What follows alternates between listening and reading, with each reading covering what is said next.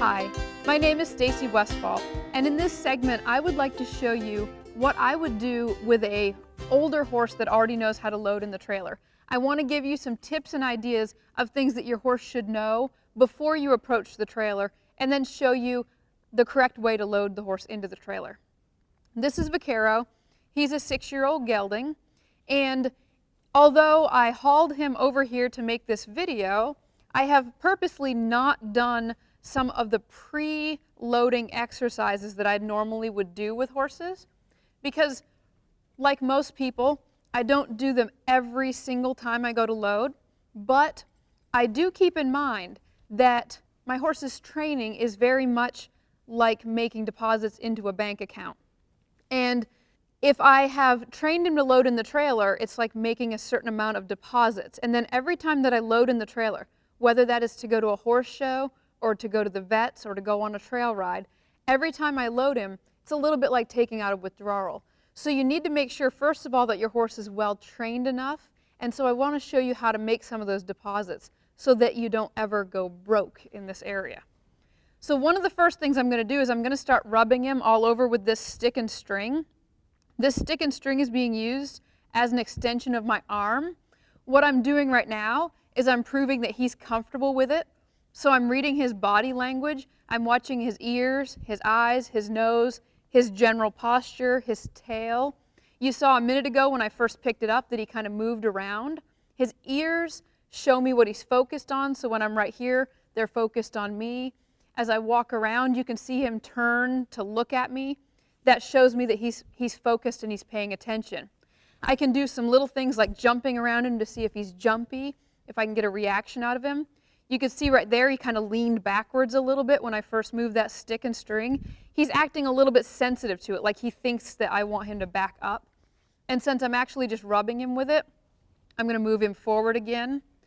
This is reading your horse's body language. And the better that you can read your horse's body language, the better you're going to be at handling your horse. Because the way that he talks to me is through his body language. So now that I've established that he's okay with the stick and string, which is an extension of my hand, a way that I can control him better, I'm going to start to run through a few different checklist things that I would do before I tried to load a horse into a trailer. So one of those things would be, can I move him out of my space? Because a lot of times the horses are going to push into your space. If they're having trouble loading into the trailer, they're going to try to run you over. That's one option. And so to prevent that, I want to make sure that I can get him to move out of my space. So I'm going to tap up here. I can use a rhythm with my hand. I can tap on that stick, on his neck, and that should move him away. He's doing an average to slightly below average turn. He's moving away from me, meaning he's respecting my space. You can see that when I walk into him, he's getting his body out of the way, but he's not really doing a nice correct pivot on the hind end.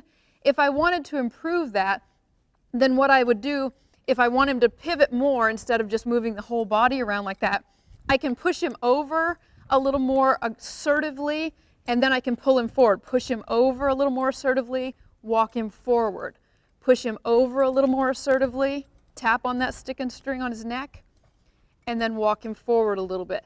And so you can see how that starts to move his body around in a different position. When you're using a tool like the stick and string, it's nice because although it's firm, you can hit yourself with it. You can see that when I'm using this, it's not causing me pain. If you have a good friend, maybe you can test it out on them. But you can see that it's not a painful thing. It's just an extension of my hand. It's not that different than if I were walking up and I was petting him like that. And so it's just a tool. It's also going to be a tool that I want to make sure I can use to move, say, his hind end away from me. So I'm going to ask him to pivot and leave his front end more still. You can see where that one foot pivoted right there. And I'm going to ask him to move his hind end away from me. And so I want to make sure that I can move that hind end away from me, because you'll see when we go to load into the trailer that another option is them turning to run and drag us away. And so I want to make sure I have control over him like that.